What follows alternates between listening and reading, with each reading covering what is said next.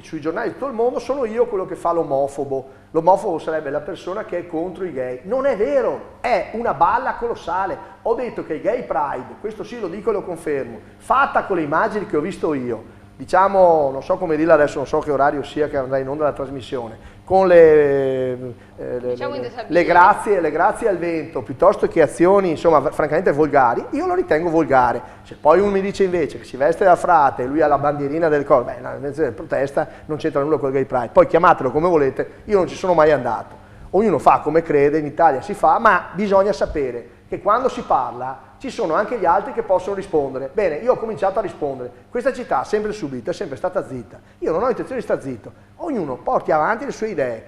Io credo che alla comunità omosessuale, di cui ho il massimo rispetto, ma non lo dico perché ho paura, non ho paura di niente, sono secondo me scelte libere, adulte, che ognuno fa, non sta a me permettermi di giudicare proprio niente, io non ho mai giudicato niente, sto parlando solo dei bambini, sto parlando del futuro, sto parlando di un'idea di genere che qualcuno vuole offuscare, non puoi non dire chiaramente che si nasce tutti da una mamma e da un papà, ti piaccia o non ti piaccia, caro Elton John, si nasce così.